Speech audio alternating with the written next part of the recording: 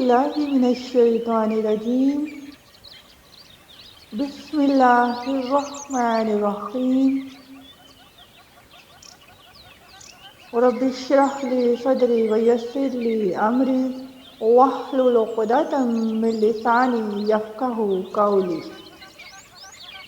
السلام علیکم ورحمۃ اللہ وبرکاتہ یا اہل القرآن، کیسے ہیں آپ سب؟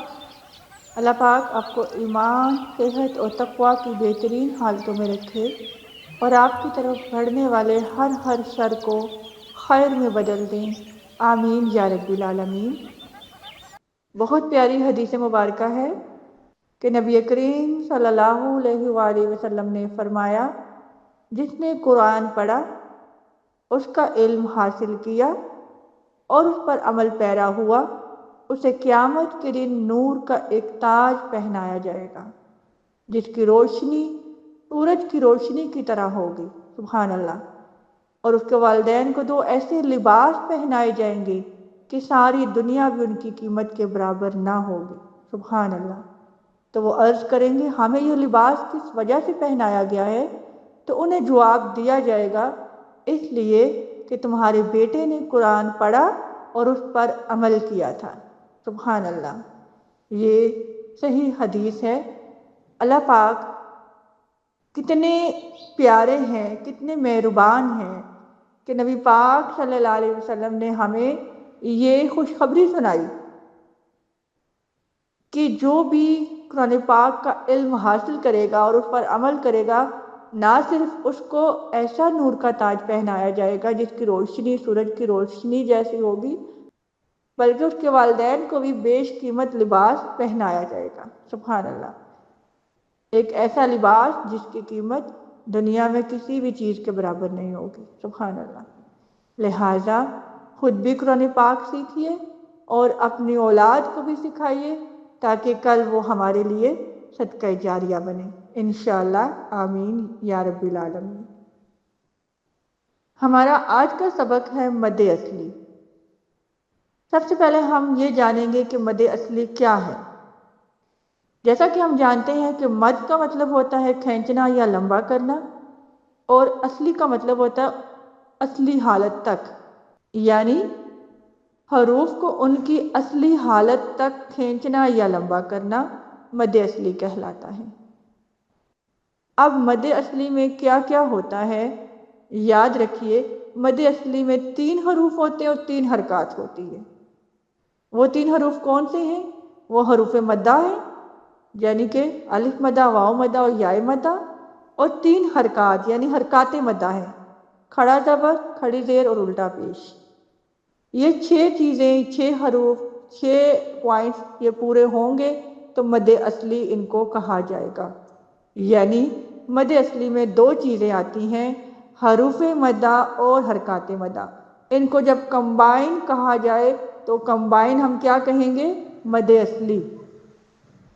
جیسے ہم نے انگلش میں جانا کمپاؤنڈ ورڈز کیا ہوتے ہیں۔ کمپاؤنڈ ورڈ کیا ہوتے ہیں؟ جو پورا ایک لفظ، 2 الگ لفظ ملتے ہیں، ایک نئی چیز بن جاتی ہے۔ جیسے کہ کلاس ایک پورا ورڈ ہے، روم ایک پورا ورڈ ہے، کلاس روم دونوں مل کے کمپاؤنڈ ورڈ بنا دیتے ہیں، ٹھیک ہے؟ اسی طرح حروف مدہ اور حرکات مدہ یہ پوری چیزیں ہیں، یہ دونوں جب ملیں گے تو ان کو مد اصلی کہا جائے گا۔ اب ہم 1 بائی 1 دیکھتے ہیں حروف مدہ کیا ہوتے ہیں اور حرکات مدہ کیا ہوتے ہیں۔ سب سے پہلے حروف مدہ۔ حروف مدہ 3 ہوتے ہیں، الف مدہ، واو مدہ اور یا مدہ۔ ان کی پہچان کیسے کریں گے؟ کس کو ہم الف مدہ کہیں گے، کس کو واو مدہ کہیں گے، کس کو یا مدہ کہیں گے؟ ان کی پہچان بہت آسان ہے۔ سب سے پہلے ہم دیکھتے ہیں الف مدہ کیا ہوتا ہے۔ ایسا حالی الف جس سے پہلے والے حرف پر زبر ہو وہ الف مدہ کہلاتا ہے، جیسے کہ قولا، خوفا، تابا۔ قولا کو دیکھیے، حالی الف ہے قو کے اندر اور اس سے پہلے زبر آ رہی ہے، تو یہاں پہ کیا ہو رہا ہے؟ الف مدہ ہو رہا ہے۔ اسی طرح خوفا، خوا میں دیکھیے حالی الف ہے، اس سے پہلے زبر آ رہی ہے خوا کے اوپر، تو یہ کیا ہے؟ الف مدہ ہے۔ اور تابا، تابا میں دیکھیے حالی الف اور تا کے اوپر زبر، تو یہ ہمارا الف مدہ ہے۔ ٹھیک ہے. ایسا حالی الف جس سے پہلے والے حرف پر زبر ہو وہ الف مدہ کہلاتا ہے. نیکسٹ ہم دیکھتے ہیں واو مدہ کیا ہوتی ہیں. ایسی واو ساکن جس سے پہلے پیش ہو واو مدہ کہلاتی ہے. اب ہم اگزامپل میں دیکھیں گے کون سی واو ساکن ہے جس سے پہلے پیش آ رہی ہے تو وہ ہمارا واو مدہ کہلائے گا. جیسے کہ مجرمون، نور، نوح. اب مجرمون اس میں دیکھیے واو ساکن ہے، اس سے پہلے پیش آ رہی ہے تو یہاں پہ ہمارا واو مدہ ہو رہا ہے. نورو میں دیکھیے واو ساکن ہے، اس سے پہلے نون پہ پیش آ رہی ہے، یہاں پہ ہمارا واو مدہ ہو رہا ہے. اور اسی طرح نوح، نوح میں دیکھیے واو ساکن اس سے پہلے نون کے اوپر پیش آ رہی ہے تو یہ بھی ہمارا واو مدہ ہو رہا ہے. تو یاد رکھیے واو مدہ کیا ہوتا ہے؟ ایسی واو ساکن جس سے پہلے پیش ہو وہ واو مدہ کہلاتی ہے. نیکسٹ ہے یائے مدہ کیا ہوتی ہے. ایسی یائے ساکن جس سے پہلے زیر ہو یائے مدہ کہلاتی ہے. یاد رکھیے ایسی یائے ساکن جس سے پہلے زیر آ رہی ہو وہ ہماری یائے مدہ کہلاتی ہے. اگزامپل دیکھتے ہیں قدیر، قریب، قیلا. ٹھیک ہے. اب یہاں پہ ہم دیکھتے ہیں قدیر کی مثال. دیکھیے یا ساکن سے پہلے دال کے نیچے زیر آ رہی ہے تو یہ ہماری یہاں کیا ہو رہی ہے؟ یائے مدہ ہو رہی ہے. قریب ان میں دیکھیے یا ساکن سے پہلے زیر آ رہی ہے تو یہ ہماری یائے مدہ ہو رہی ہے. اور قیلا میں دیکھیے یا ساکن سے پہلے زیر آ رہی ہے قاف کے نیچے تو یہاں پہ بھی یائے مدہ ہو رہی ہے. تو ہوپ فلی آپ کو تینوں حروف مدہ سمجھ آ گئے ہوں گے، الف مدہ، واو مدہ اور یائے مدہ، ان کی پہچان کیا ہے. نیکسٹ ہم اب دیکھتے ہیں مد اصلی کی جو دوسری چیز ہے، دوسرا پارٹ ہے حرکات مدہ. تو یاد رکھیے حرکات مدہ تین ہوتے ہیں، کھڑا زبر، کھڑی زیر، الٹا پیش. ان تینوں کو ہم کیا کہتے ہیں؟ حرکات مدہ. تو مد اصلی میں کیا کیا ہم نے پڑھ لیا؟ مد اصلی کس کو کہتے ہیں؟ حروف مدہ اور حرکات مدہ ان کو ملائیں تو مد اصلی بنتا ہے، ان کو مد اصلی کہا جاتا ہے. اب حروف مدہ میں تین حروف پڑھ لیا ہم نے، الف مدہ، واو مدہ، یائے مدہ. حرکات مدہ میں ہم نے تین حرکات پڑھی، کھڑا زبر، کھڑی زیر اور الٹا پیش. تو ان کو کمبائن ہم مد اصلی کہیں گے. نیکسٹ ہم دیکھتے ہیں مقدار کیا ہے ان کی. ظاہر ہے ہر چیز کی ایک مقدار ہوتی ہے، ایک خاص حد تک ہم نے کھینچنا ہوتا ہے، ادا کرنا ہوتا ہے. تو مد اصلی کی مقدار کیا ہے؟ تو یاد رکھیے مد اصلی یعنی حروف مدہ اور حرکات مدہ کو ایک الف یعنی دو حرکات کے برابر لمبا کیا جاتا ہے. ایک الف میں کتنی حرکات ہوتی ہیں؟ دو حرکات. جیسے کہ قال، مجرمون، قدیر.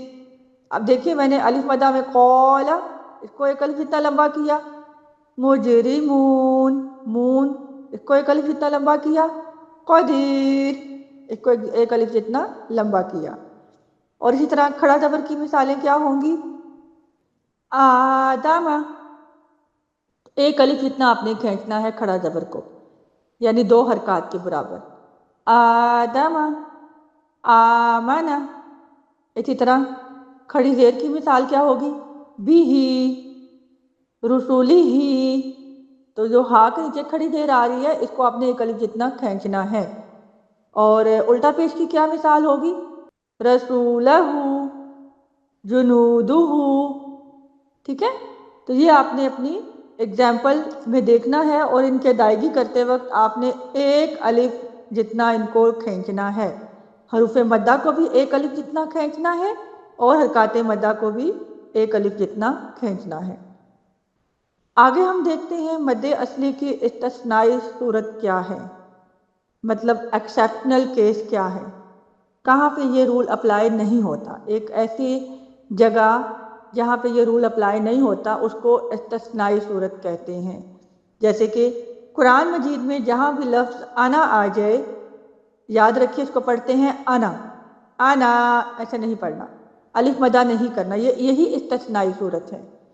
قرآن مجید میں جہاں پہ بھی لفظ انا آ جائے وہاں وصلاً یعنی ملا کر پڑھنے کی صورت میں مد اصلی نہیں کریں گے، لیکن وقفاً یعنی رکنے کی صورت میں مد اصلی کریں گے. جیسے کہ آپ سورہ ملک میں پڑھتے ہیں نا، وَإِنَّمَا أَنَا نَذِيرٌ مُبِينٌ. اس میں آپ دیکھیے آنا آ گیا ہے، اور اس میں کیا نظر آ رہا ہے؟ خالی الف سے پہلے زبر یعنی مد اصلی آ رہا ہے. لیکن مد اصلی کی مقدار ہم نے جانی کہ ایک الف یعنی 2 حرکات کے برابر ہے. تو یہاں پہ ہم آنا میں مد اصلی نہیں کر رہے، ہم اس کو جلدی سے پڑھ رہے ہیں، ایک الف جتنا اس کو نہیں کھینچ رہے. ہم کیسے پڑھ رہے ہیں؟ وَإِنَّمَا أَنَا نَذِيرٌ مُبِينٌ. قرآن پاک میں جہاں جہاں انا لفظ آیا ہے اس کو ہم نے جلدی سے پڑھا ہے کیونکہ وصلاً پڑھ رہے ہیں. تو یہی استثنائی صورت ہے کہ جب ہم اس کو ملا کر پڑھیں گے، ہم یہاں پہ سٹے نہیں کر رہے، رک نہیں رہے، پاس نہیں لے رہے، تو یہاں پہ ہم اس کو جلدی سے ادا کریں گے، مد اصلی نہیں کریں گے. لیکن اگر آپ بالفرض پاس کر لیتے ہیں، جیسے کہ وَإِنَّمَا أَنَا نَذِيرٌ مُبِينٌ، جب آپ نے پاس کیا ہے، رکے ہیں، اس صورت میں آپ مد اصلی کریں گے. ٹھیک ہے؟ وقفاً کی صورت میں مد اصلی ہوگا، وصلاً کی صورت میں مد اصلی نہیں ہوگا، ایک الف جتنا نہیں کھینچنا. تو یہ استثنائی صورت ہے مد اصلی کی، اس کو یاد رکھنا ہے. قرآن پاک میں ہمارا ہمیشہ جو آنا لفظ ہے وہ ہمارا وصلاً ہی آتا ہے، وہ وقفاً نہیں آتا. وقف ہم خود کرتے ہیں، تو اس لیے اس کو جب ہم وصلاً پڑھ رہے ہوں گے تو اس کو آنا ہی پڑھنا ہے، اس کو آنا کر کے نہیں پڑھنا. ٹھیک ہے؟ یہ پوائنٹ آپ نے یاد رکھنا ہے مد اصلی کی استثنائی صورت کے حوالے سے. قرآن پاک میں یہ غلطی آپ نے کبھی بھی نہیں کرنی. یہاں پر ہمارے سبق کا اختتام ہوتا ہے. اب ہم جائزہ لیتے ہیں کہ آج کے سبق میں ہم نے کیا کیا سیکھا. سب سے پہلے ہم نے مد اصلی کا تعارف جانا، اس کے بعد مد اصلی کی پہچان جانی، پھر مد اصلی کی مقدار جانی، اور اس کے بعد ہم نے مد اصلی کی استثنائی صورت کو بھی دیکھا. امید کرتی ہوں آج کا سبق انشاءاللہ آپ کو سمجھ آ گیا ہوگا. اجازت چاہتی ہوں، دعا پڑھتے ہیں. سبحانک اللہم و بحمدک نشہد ان لا الہ الا انت نستغفرک و نتوب الیک.